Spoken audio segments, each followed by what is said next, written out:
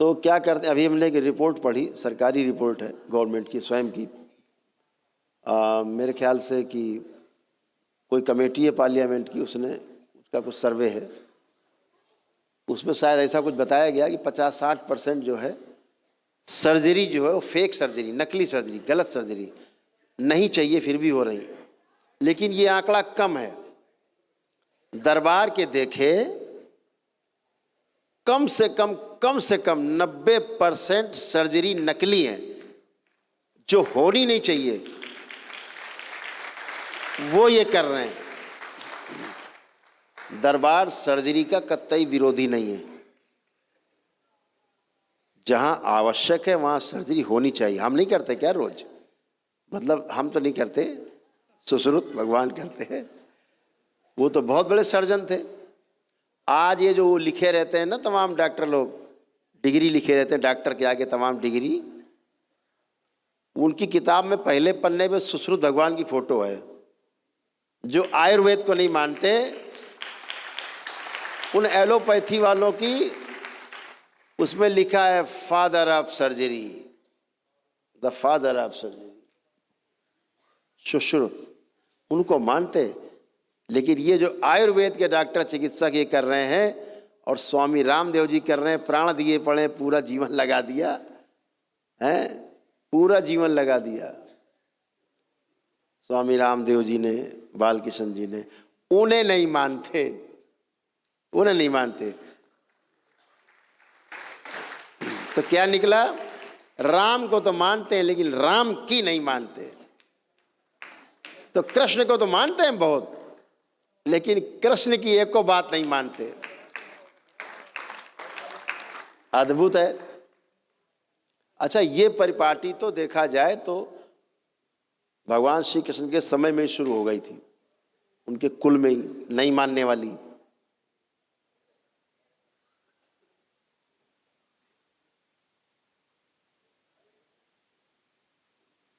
समझदारी का जो विकास है आपके घर से ही होता है, आचरण आपके घर से ही बनता है। आपके माता पिता पहले शिक्षक हैं, जिनके आचरण से आप प्रभावित होते हैं।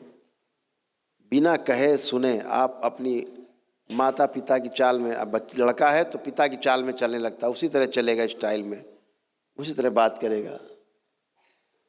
बिटिया है तो बिल्कुल माँ की तरह उसी तरह बात करेगी। ये अपने आप ही आ जाता है। गुरु शिष्य है, शिष्य के अंदर गुरु की अपनी सब चीज़ें आ जाती है अपने आप, बगैर कहे, बिना बोले बिना कहे जो आ जाए उसे आचरण कहते हैं। आचरण।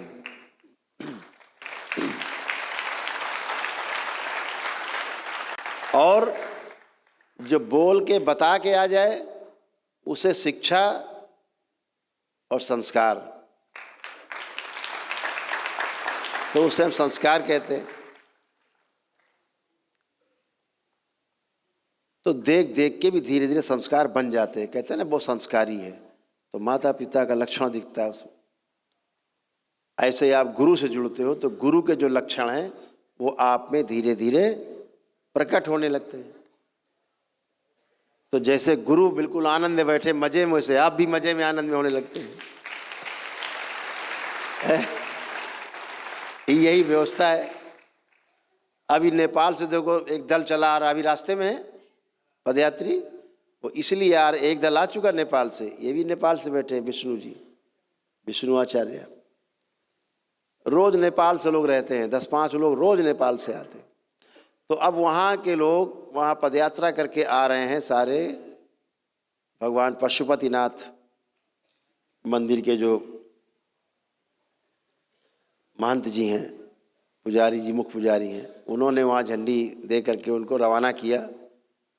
तमाम गणमान्य लोगों ने वहाँ पहुँच करके, हिंदू संगठनों ने पहुँच करके उनको प्रोत्साहित किया। वो पद यात्रा करके नेपाल से यहाँ आ रहे हैं।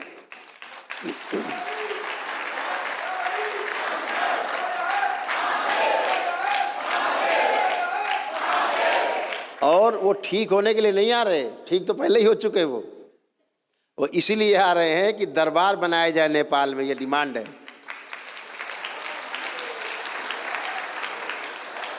ये दरबार जो है नेपाल में बने ताकि नेपाल वासी जो है भोलेनाथ का और माँ का सानिध्य पा सके वाकई में।